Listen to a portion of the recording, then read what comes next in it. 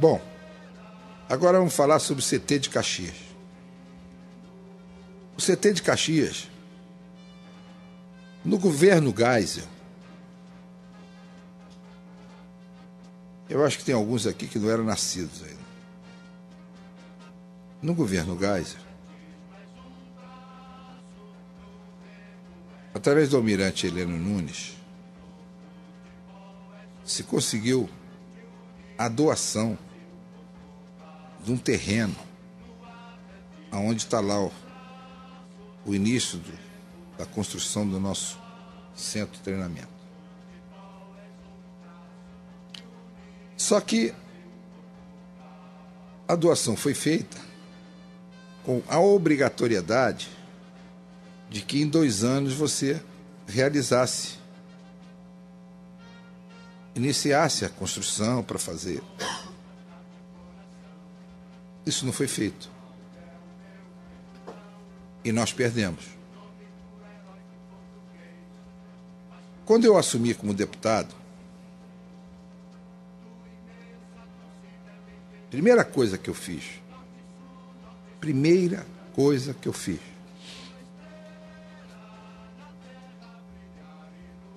foi em 1994. Quando eu assumi como deputado,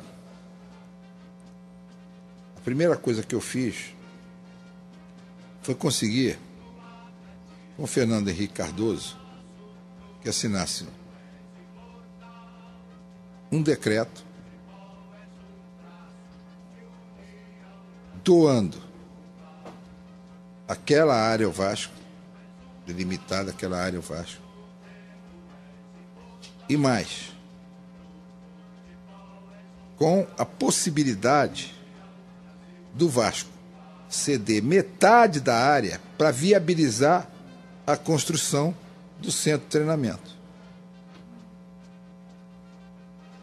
Isso me deu uma obrigação de natureza política com o Fernando Henrique, tudo por causa do Vasco, que eu fui obrigado, quer dizer, eu moralmente fui obrigado, como deputado, a votar favoravelmente as propostas do Fernando Henrique que iam para a Câmara. Estou dizendo isso aqui com toda... Porque ele fez um negócio para o Vasco, atendendo a um pedido meu, de imediato, que eu me senti nessa obrigação. Só que a gente recebeu uma área, e essa área, a primeira coisa que tem ali, o problema ali em Caxias é um problema muito sério, porque começa que o patrimônio da União, todas essas áreas que são áreas da União, elas não são realmente demarcadas corretamente. E tem uma série de grileiros da área.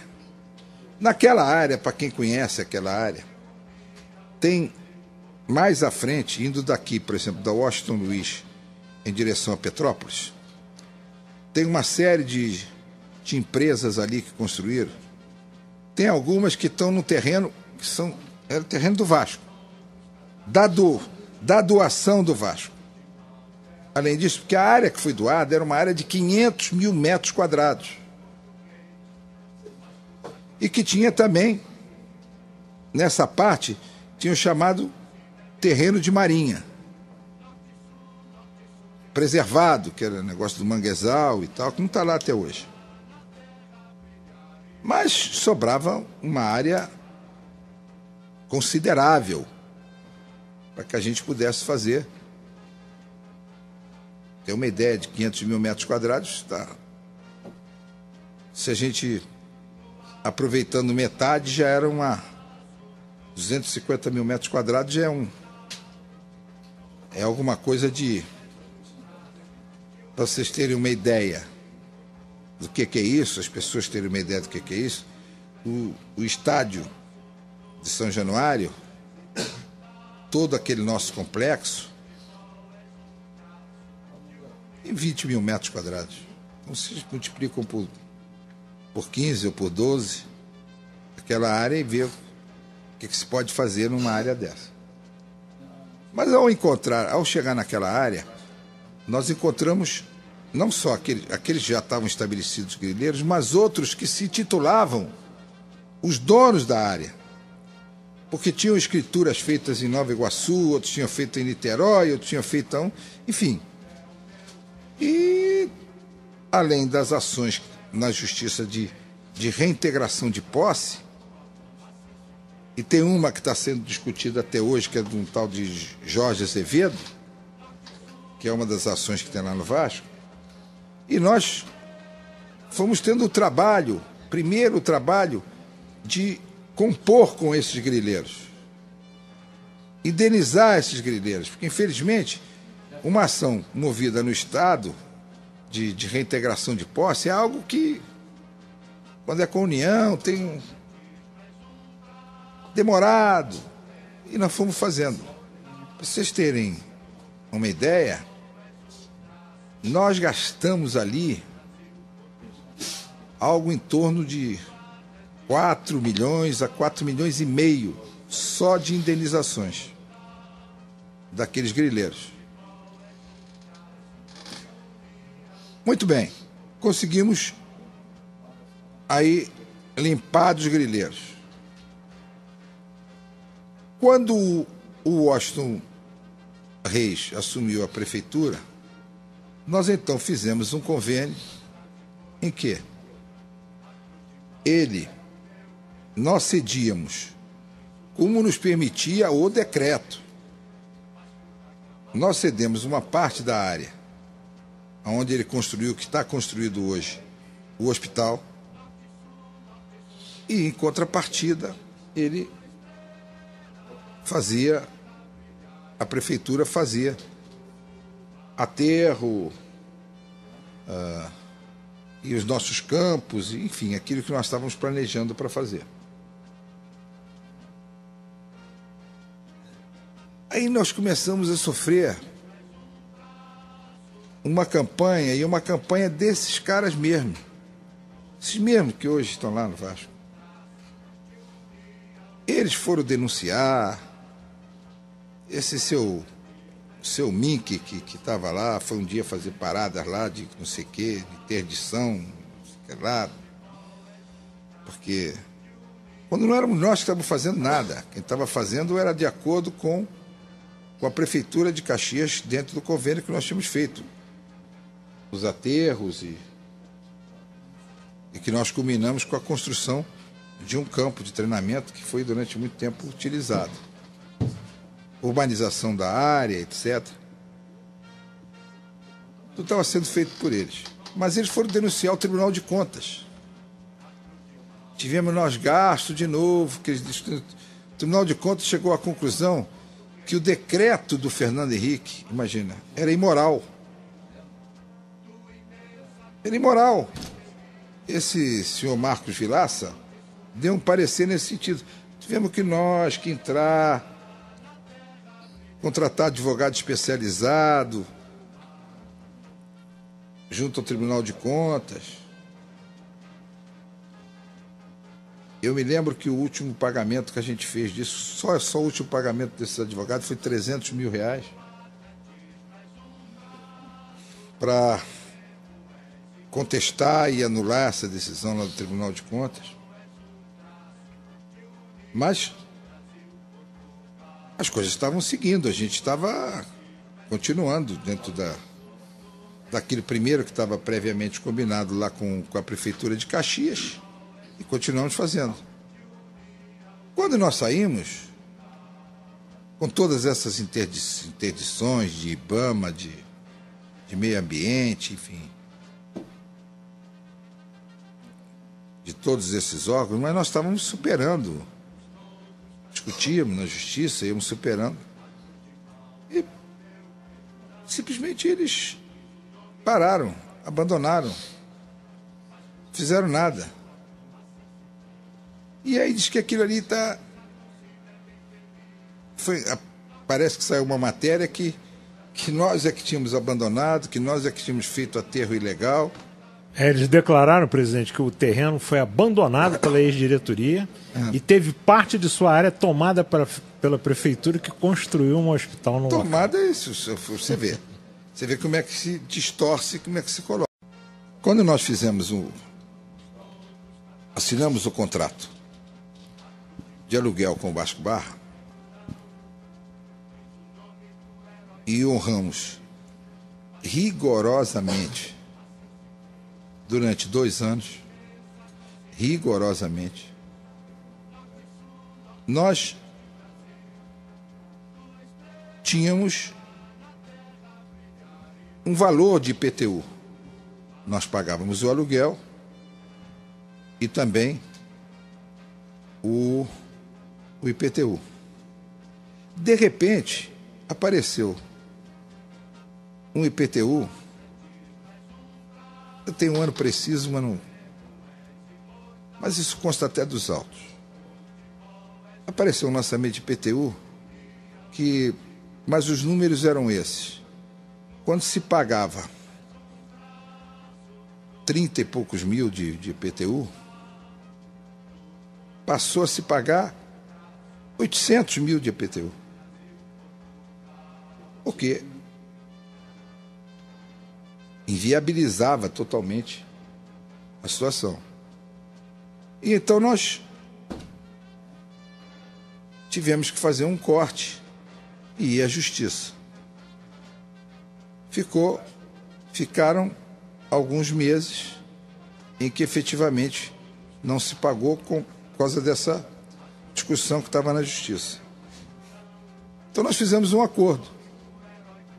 Bom, o IPTU fica de fora, que vai ser discutido, tem que ter a redução lá, e nós vamos pagar daqui para frente, vamos fazer uma redução no aluguel. O aluguel era de 80 mil, nós vamos reduzir o aluguel para 60 mil,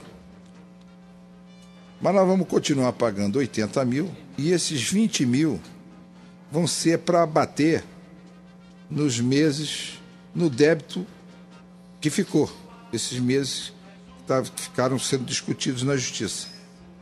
E estava sendo rigorosamente cumprido. Isso foi cumprido com certeza, pelo menos durante 7 meses, até o dia que nós tivemos, até o mês de junho. Isso vencia normalmente no dia 5. Nós saímos, foi 30 de junho, né? E esse mês de junho foi pago no dia 5. 5 de junho foi pago esse aluguel e a parte do acordo. Só que eles assumiram e não pagaram mais nada. Não continuaram, não pagaram mais nada. Ficaram dizendo para cá que iam fazer isso, que ia fazer aquilo, que ia fazer aquilo outro e tal, que levou a essa situação. Mas a situação, rigorosamente, é essa. Estava absolutamente acordado já e nós estávamos cumprindo e eles deixaram de cumprir. Ora, é evidente, se eles não pagam aluguel, e por diversas vezes foi tentado, que eu sei por parte do proprietário, na tentativa de... Tá bom, nós vamos discutir para trás, mas comecem a pagar daqui para frente. Nada. Não pagaram. Isso vem até a propósito de algumas declarações. Eu acho que com isso eu encerro o negócio do Vasco Barra. Mas vem a propósito de algumas declarações que são feitas, coisas. Que apareceu uma dívida. Não aparece dívida nenhuma. Hoje, comentando, me falaram que apareceu uma dívida do Joel Santana. Não apareceu dívida do Joel Santana. Uma dívida que já existia. Um acordo que foi feito, que foi assinado e que estava sendo pago. Simplesmente eles deixaram de pagar, como inúmeros acordos que estavam lá. Que a propósito quero responder reafirmar aquilo que eu disse. E repito, eu saí do Vasco sem dever nada a ninguém. Por que eu afirmo isso, que não devia nada a ninguém? Porque tinham dívidas que iriam vencer e dívidas compostas. Dívida composta, nós não vamos considerar como dívida. Se fosse assim, então vamos começar pelo Brasil. Pelo mundo. Dívida que foi feita a composição não pode ser considerada como dívida aquilo que é exigível de imediato. O que nós tínhamos no Vasco era todo um planejamento de compondo em todos os sentidos. Inclusive o problema dos impostos, como estava na Time Mania, que eu vou chegar lá. Quer dizer, toda e qualquer declaração que esse pessoal faz, o faz de maneira leviana. Porque se for ver, eu mandei o balanço, fechei o balanço dos 6 meses. E no balanço que está lá a dívida com o Joel Santana. Eu sempre disse, todas as dívidas estão lançadas na contabilidade do Vasco. Essa era uma dívida composta, está lá. Dívida a ele tal, tanto, para pagar em tantos meses. Não é novidade. Eles desconhecem, dizem que desconhecem, o que interessa a eles desconhecer. Como diz que interessa a ele desconhecer os contratos dos jogadores, interessa a ele desconhecer, enfim, todos os contratos que não encontraram, tudo, não encontraram contrato nenhum, tudo rigorosamente mentira. Todos os documentos estavam e estão na contabilidade. Se eles não o subtraíram. Que todos os documentos que eles pediram, o Conselho Fiscal, esse que assumiu aí, fez uma lista dos documentos que queria, contrato do Vasco Barra, contrato do sei de onde, contrato da dívida, tal. Tudo foi mandado para eles, estava tudo na contabilidade. É só requerer aonde deve ser requerido. Estava tudo lá. Mas a eles não interessa isso. Mas aí vem o mais grave. Quando nós...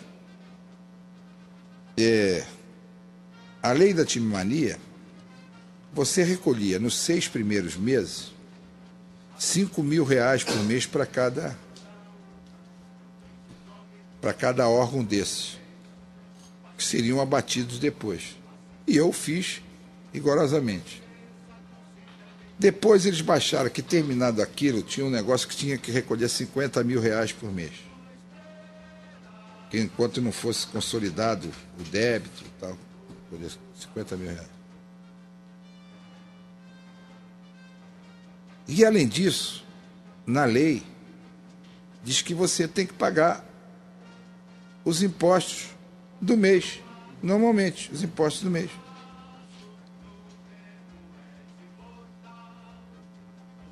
Eu recolhi todos os impostos até o dia que eu saí. Não recolhi o imposto do mês de junho, porque ainda ia vencer. Mas estavam todos recolhidos. Tanto do Fundo de Garantia, tanto do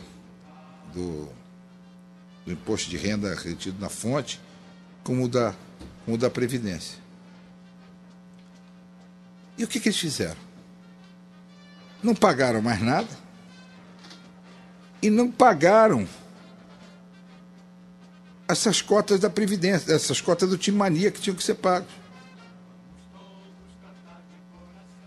Então, correm seriamente o risco de serem desligados do Time Mania por falta de pagamento. E o assunto de hoje, então, nós vamos tratar sobre 1997, a história mística da renda do jogo Vasco e Flamengo. Foi um jogo que o Vasco ganhou do Flamengo de 1-0 no Maracanã, no Campeonato Brasileiro, gol do Pedrinho. E no retorno, houve um questionamento voltado para o que aconteceu, que o nosso presidente vai poder passar desde já. Olha, veja bem, esse é um assunto que ficou muito bem esclarecido, só não ficou esclarecido porque não interessa se esclarecer. Era absolutamente normal, e isso era prática, a renda,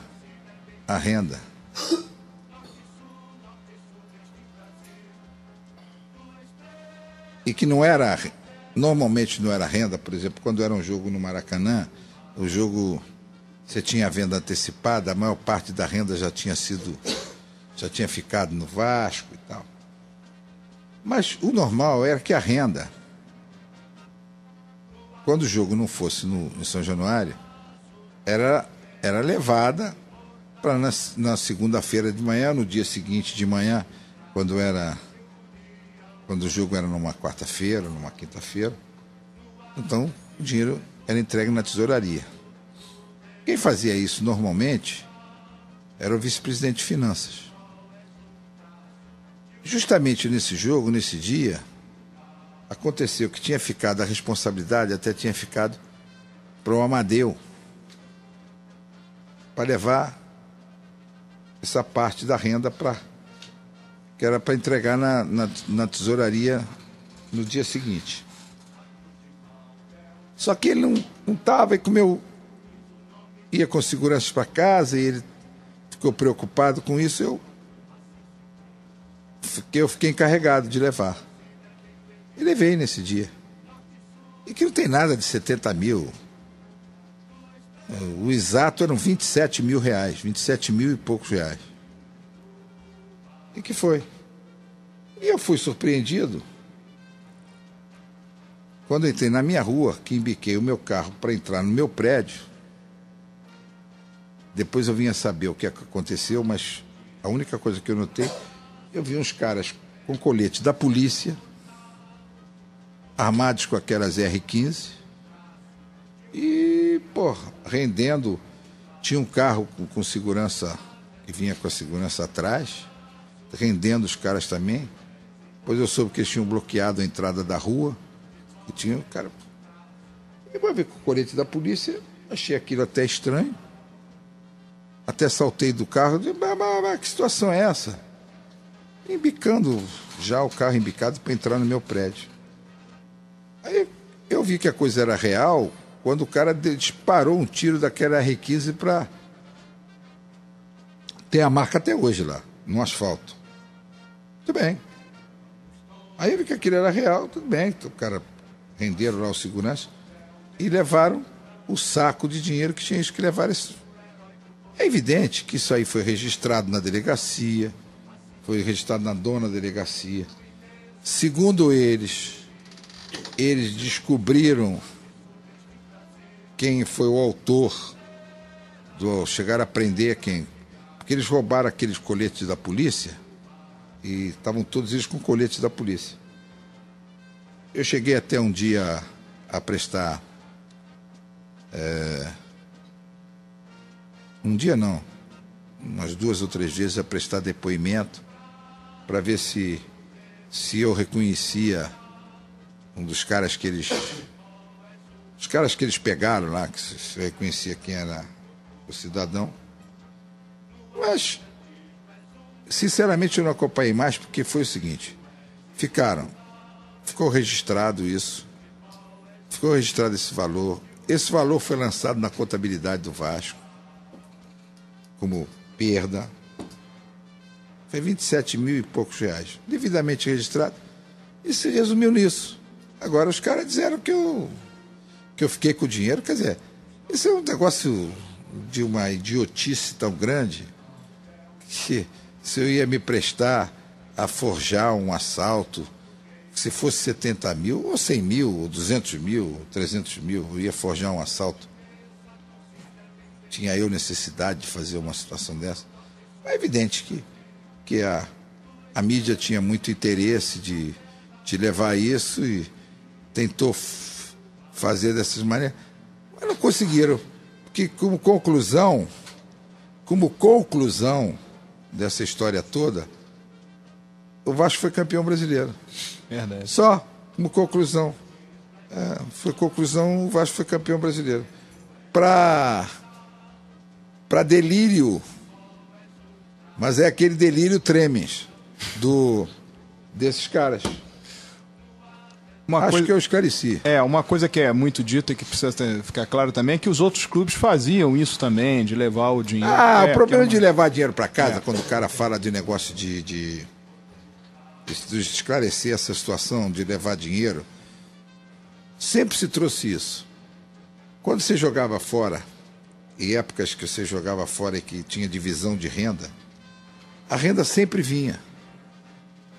Porque se a renda não viesse, além do sujeito precisar da renda, precisava daquilo pro dia a dia, se o sujeito não trouxesse, dificilmente ele ia receber.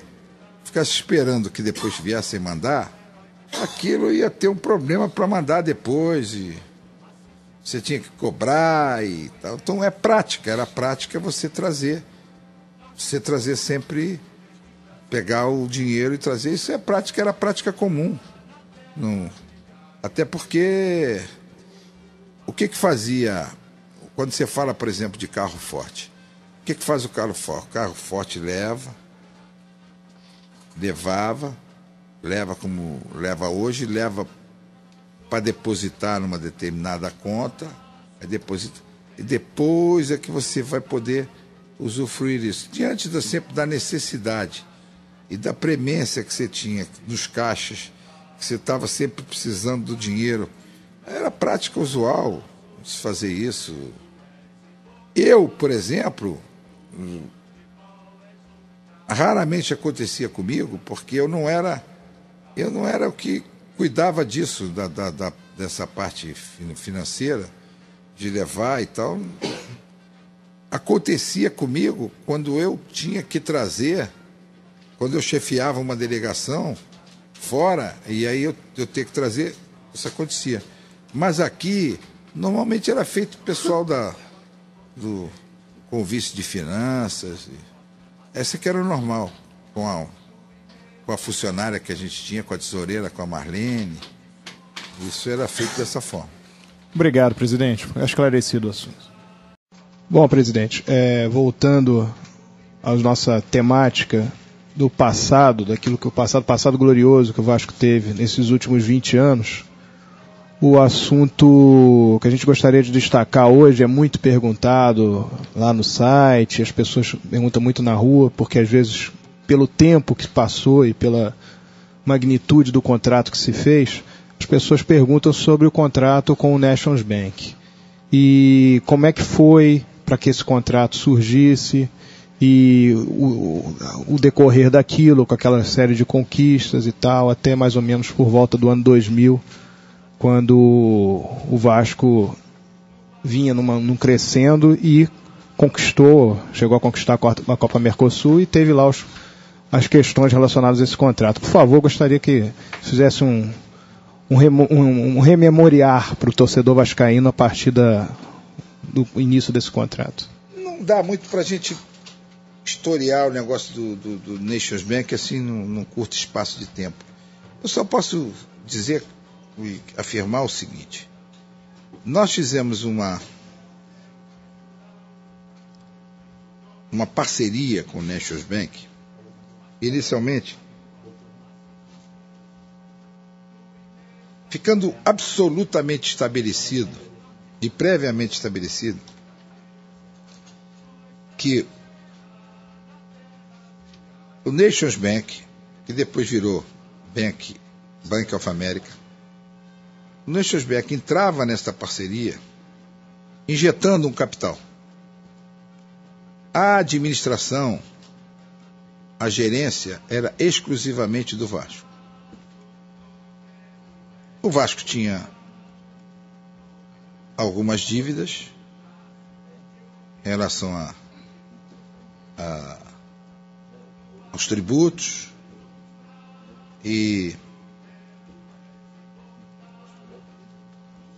dívidas que nós tínhamos e a intenção de formar um time forte.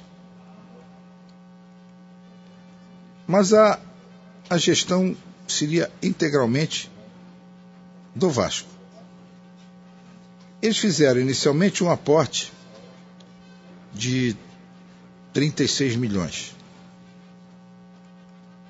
E tudo lá relacionado para o que foi, específico colocado. Eles colocavam o pagamento, os pagamentos todos que foram efetuados, etc. E só que eles tinham o compromisso total de fazer um aporte de 60 milhões. Naquela que nós compramos inúmeros jogadores, vou citar aqui o Wagner, o Guilherme, Luizão, Donizete, todos esses jogadores, Luizão, todos esses jogadores, e os jogadores que vieram do exterior e que foram inclusive pagos diretamente dessa conta para que se fez com o Nations Bank. Depois eles, como entendiam e foi feito por eles, claro que nós acabamos concordando, mas eles fizeram a compra do Edmundo, que custou na época 15 milhões. E eles também assumindo o compromisso do pagamento dos salários do jogador. Depois eles verificaram que não podiam, que não tinha condição legal deles pagarem o salário do jogador, que ficou de responsabilidade do Vasco num outro acordo. Mas ficou faltando um outro aporte, que era na ordem de 12 milhões de dólares, que ia complementar, e que nós vínhamos cobrando isso insistentemente. E eles não pagaram. E nós, então, o que fizemos? Denunciamos o contrato. A denúncia do contrato foi feita pelo Vasco, pelo não cumprimento pelo Bank of America desses 12 milhões. Tanto que eles usaram a mídia, eles falavam que o Vasco tinha uma dívida de 200 milhões, de não sei o quê, e tretetel, 300 milhões, números fantasiosos. Mas terminaram, porque o Vasco, inclusive, ao denunciar o contrato, já tinha até uma decisão favorável para o recebimento na justiça desses 12 milhões. Terminou num acordo. Junto ao Bank of America, num acerto de contas, com adiantamentos que tinham sido feitos pela TV Globo e etc. Fez-se um acerto de contas e houve o acordo para que se encerrasse. Mas a preocupação, o que o pessoal às vezes insinua, principalmente é porque eles insinuam que entrou muito dinheiro e que o dinheiro foi desviado. Isso tudo lá está devidamente contabilizado, foi colocado efetivamente tudo, para onde foi. Agora, eles se esquecem que nesse período, e com esses recursos, eles falam, por exemplo, que foi negócio do esporte amador. Não tem nada a ver. Montou-se, é um grande time de futebol. E 2 vezes que esse time era montado, comprou-se 14 mil metros de terreno, que foram 40 e tantos imóveis em torno de São Januário.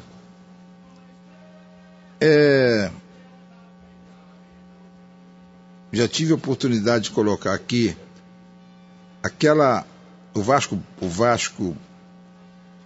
do CT, lá em Caxias, as indenizações aos grileiros e a quitação de dívidas, quer dizer, que o Vasco tinha e que foi feito, mas tudo devidamente contabilizado, tudo devidamente demonstrado. É evidente, se isso não tivesse acontecido, as pessoas têm que se lembrar, é o seguinte, quando foi da briga com a TV Globo, que a TV Globo fez toda aquelas matérias maledicentes em relação, se alguma coisa houvesse, quando houve CPI, quando houve colocação, foi colocado lá sobre o Nations Bank, o cara foi lá dizer que o Vasco, a relação com o Vasco foi uma relação perfeita, que não teve... Não queiram comparar, porque às vezes querem comparar negócio que houve aí com essa que teve no Corinthians, essa que passou... foi a MSI, mas tinha uma outra que passou no Flamengo, ISL, etc. Não tem nada a ver uma coisa com a outra. Não tem nada a ver. Nada. Não tem comparação. A relação do Vasco, quando foi com o Nations Bank, foi uma relação totalmente diferente dessas outras. Totalmente diferente dessas outras. E que foi demonstrado. Isso foi chamado lá, quando esse que foi sócio do Pelé, esse Hélio Viana, tiveram lá na Câmara, na época, foram prestar depoimento, apertaram de tudo quanto foi jeito, denunciaram daqui, denunciaram de lá, e eles chegaram lá para dizer efetivamente o que tinha acontecido com o Vasco. Quer dizer, o Vasco passou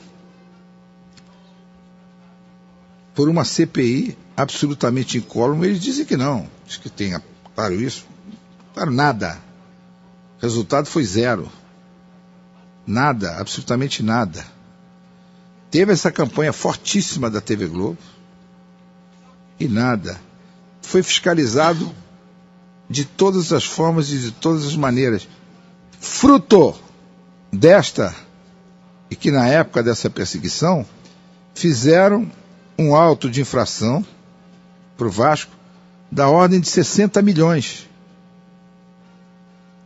Mas tudo fruto daquela pressão.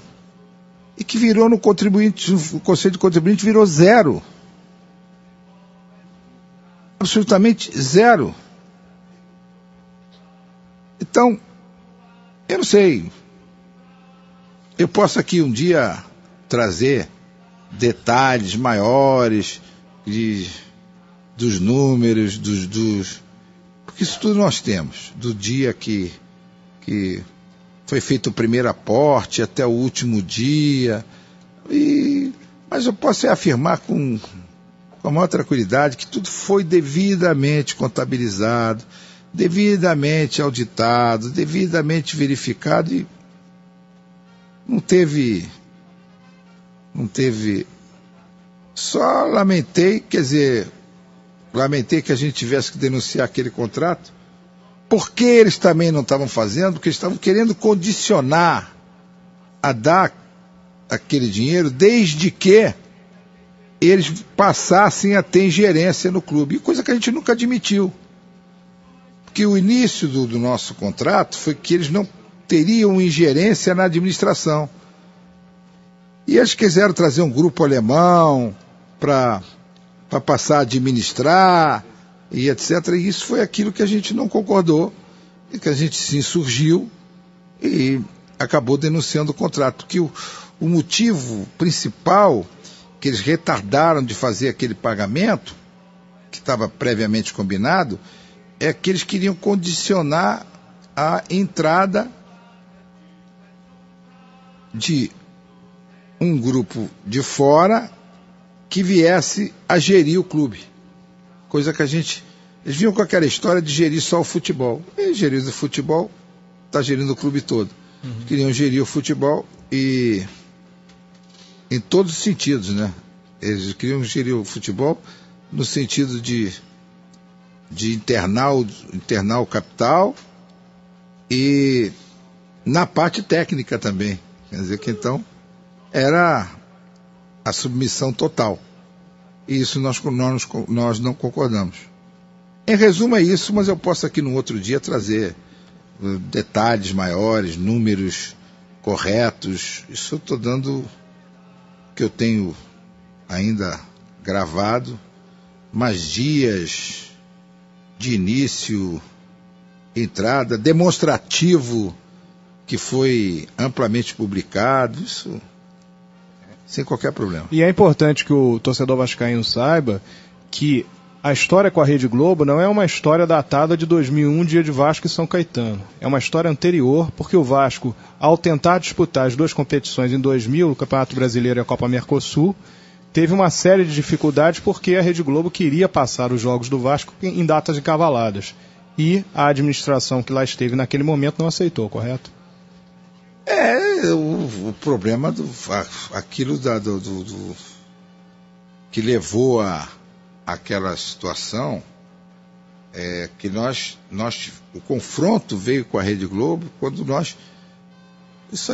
eu já tive a oportunidade de dizer aqui, mas o pessoal tem memória curta. Na verdade, nós estávamos disputando duas competições, Mercosul e o Campeonato Brasileiro. A Rede Globo, e como é o normal dela e tal, ela tinha o campeonato tinha que terminar, se não me engano, dia 20 ou 19, uma coisa assim, de dezembro. Por quê? Porque toda a outra parte já estava tudo acertado, show de Roberto Carlos, aquele show do final do ano, venda disso, venda daquilo, as coisas já estavam todas assentadas. E encavalaram as datas da Mercosul e do Campeonato Brasileiro, porque nós estávamos na disputa das duas competições. Foi o azar que eles deram, do Vasco estar nas duas. Então, nós tínhamos que jogar um jogo com o Palmeiras numa terça, nós já tínhamos jogado no domingo. Tínhamos que jogar numa terça com o Palmeiras, numa quinta com o Cruzeiro e depois jogar um outro jogo com o Cruzeiro e outro jogo se a gente fosse passando, né? Nós tínhamos que jogar, numa semana tínhamos que jogar 4 jogos. E a gente se surgiu, disse que não concordava. E a TV Globo bateve o pé firme. E nós tivemos que ir à justiça. E o jogo com o Cruzeiro foi adiado. Quer dizer, foi adiado. Nós jogamos com o Palmeiras. E depois só jogamos no sábado. Só jogamos no sábado com o Cruzeiro. Consequentemente, aí depois fomos jogar outro jogo, porque havia hipótese da gente, a decisão as pessoas, o campeonato era de forma diferente, o campeonato era classificatório, nós estávamos na semifinal do campeonato, nós podíamos ir à semifinal do campeonato para jogar com o Cruzeiro, que era a semifinal, e depois nós tínhamos a final do campeonato. E o Mercosul era disputado, a possibilidade de disputar em 3 jogos, desde que você não ganhasse os 2.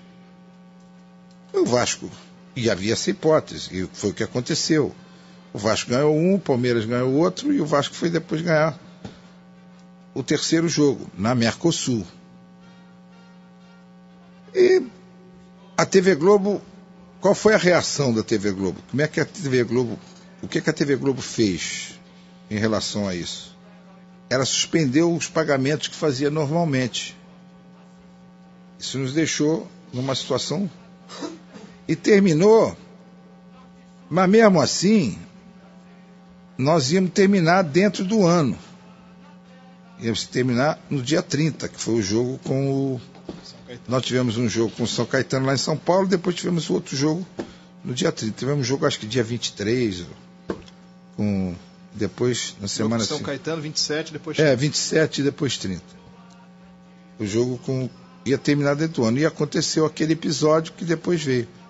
Daí, porque muita gente diz, aquele negócio com a Globo, daí aquela nossa reação, que nós, e aí em cima disso tudo, nós ganhamos a Mercosul da maneira como foi, tivemos aquele episódio lá no São Caetano, quiseram nos tirar o campeonato de tudo quanto foi maneira, fizeram o possível e o impossível para que o campeonato não viesse para o Vasco, e como isso aconteceu, aí depois houve aquela reação que culminou com o negócio da camisa do SBT.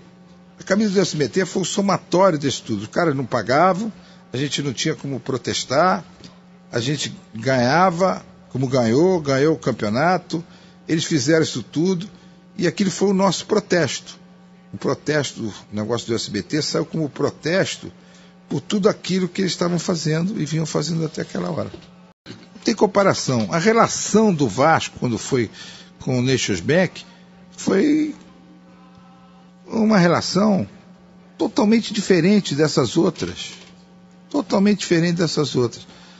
E que foi demonstrado, isso foi chamado lá, quando esse que foi sócio do Pelé, esse Hélio Viana, tiveram lá na Câmara, na época, foram prestar depoimento, apertaram de tudo quanto foi jeito, denunciaram daqui, denunciaram de lá, e eles chegaram lá para dizer efetivamente o que tinha acontecido com o Vasco. Quer dizer, o Vasco passou por uma CPI absolutamente incólume. Eles dizem que não, diz que tem, claro, isso, claro, nada. O resultado foi zero. Nada, absolutamente nada. Teve essa campanha fortíssima da TV Globo e nada. Foi fiscalizado de todas as formas e de todas as maneiras. Fruto desta, e que na época dessa perseguição, fizeram um auto de infração para o Vasco da ordem de 60 milhões. Mas tudo fruto daquela pressão. E que virou no contribuinte, o Conselho de Contribuinte virou zero. Absolutamente zero. Então, eu não sei. Eu posso aqui um dia trazer detalhes maiores dos números, porque isso tudo nós temos. Do dia que foi feito o primeiro aporte até o último dia. Mas eu posso afirmar com a maior tranquilidade que tudo foi devidamente contabilizado, devidamente auditado, devidamente verificado, e não teve. Só lamentei que a gente tivesse que denunciar aquele contrato, porque eles também não estavam fazendo, porque eles estavam querendo condicionar a dar aquele dinheiro desde que eles passassem a ter ingerência no clube, coisa que a gente nunca admitiu. Porque o início do nosso contrato foi que eles não teriam ingerência na administração. E eles quiseram trazer um grupo alemão para passar a administrar, e etc. E isso foi aquilo que a gente não concordou, e que a gente se insurgiu e acabou denunciando o contrato. Que o motivo principal que eles retardaram de fazer aquele pagamento, que estava previamente combinado, é que eles queriam condicionar a entrada de um grupo de fora que viesse a gerir o clube. Coisa que eles vinham com aquela história de gerir só o futebol. E gerir o futebol, está gerindo o clube todo. Queriam gerir o futebol e em todos os sentidos, né? Eles queriam gerir o futebol no sentido de internar o capital e na parte técnica também. Quer dizer que então era a submissão total. E isso nós não concordamos. Em resumo é isso, mas eu posso aqui no outro dia trazer detalhes maiores, números corretos. Isso eu estou dando que eu tenho ainda gravado, mas dias de início, entrada, demonstrativo que foi amplamente publicado, isso sem qualquer problema. E é importante que o torcedor vascaíno saiba que a história com a Rede Globo não é uma história datada de 2001, dia de Vasco e São Caetano. É uma história anterior, porque o Vasco, ao tentar disputar as duas competições em 2000, o Campeonato Brasileiro e a Copa Mercosul, teve uma série de dificuldades porque a Rede Globo queria passar os jogos do Vasco em datas encavaladas. E a administração que lá esteve naquele momento não aceitou, correto? O problema aquilo que levou àquela situação é que o confronto veio com a Rede Globo quando eu já tive a oportunidade de dizer aqui, mas o pessoal tem memória curta. Na verdade, nós estamos disputando duas competições, Mercosul e o Campeonato Brasileiro. A Rede Globo, e como é o normal dela e tal, ela tinha o campeonato tinha que terminar, se não me engano, dia 20 ou 19, uma coisa assim, de dezembro. Por quê? Porque toda a outra parte já estava tudo acertado. Show de Roberto Carlos, aquele show do final do ano, venda disso, venda daquilo, as coisas já estavam todas assentadas. E encavalaram as datas da Mercosul e do Campeonato Brasileiro, porque nós estávamos na disputa das duas competições. Foi o azar que eles deram, do Vasco estar nas duas. Então, nós tínhamos que jogar um jogo com o Palmeiras numa terça, nós já tínhamos jogado no domingo. Tínhamos que jogar numa terça com o Palmeiras, numa quinta com o Cruzeiro e depois jogar um outro jogo com o Cruzeiro e outro jogo se a gente fosse passando, né? Nós tínhamos que jogar, numa semana tínhamos que jogar 4 jogos. E a gente se surgiu, disse que não concordava. E a TV Globo teve pé firme. E nós tivemos que ir à justiça. E o jogo com o Cruzeiro foi adiado. Quer dizer, foi adiado. Nós jogamos com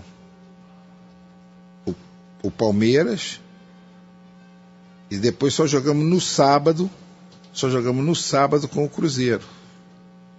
Consequentemente, aí depois fomos jogar outro jogo, porque havia hipótese da gente, a decisão as pessoas, o campeonato era de forma diferente, o campeonato era classificatório, nós estávamos na semifinal do campeonato, nós podíamos ir à semifinal do campeonato para jogar com o Cruzeiro, que era a semifinal, e depois nós tínhamos a final do campeonato. E o Mercosul era disputado, a possibilidade de disputar em 3 jogos, desde que você não ganhasse os 2. O Vasco, e havia essa hipótese, e foi o que aconteceu. O Vasco ganhou um, o Palmeiras ganhou o outro, e o Vasco foi depois ganhar o terceiro jogo, na Mercosul. E a TV Globo, qual foi a reação da TV Globo? Como é que a TV Globo, o que a TV Globo fez em relação a isso? Ela suspendeu os pagamentos que fazia normalmente. Isso nos deixou numa situação... E terminou, mas mesmo assim, nós íamos terminar dentro do ano.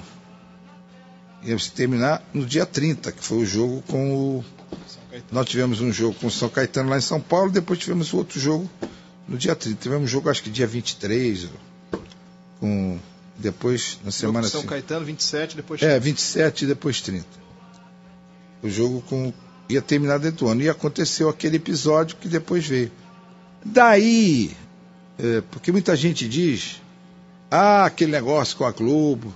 Daí aquela nossa reação, que nós... E aí, em cima disso tudo, nós ganhamos a Mercosul da maneira como foi. Tivemos aquele episódio lá no São Caetano, quiseram nos tirar o campeonato de tudo quanto foi maneira, fizeram o possível e o impossível para que o campeonato não viesse para o Vasco. E como isso aconteceu, aí depois houve aquela reação que culminou com o negócio da camisa do SBT. A camisa do SBT foi o somatório disso tudo. Os caras não pagavam, a gente não tinha como protestar, a gente ganhava, como ganhou o campeonato, eles fizeram isso tudo, e aquilo foi o nosso protesto. O protesto do negócio do SBT saiu como protesto por tudo aquilo que eles estavam fazendo e vinham fazendo até aquela hora.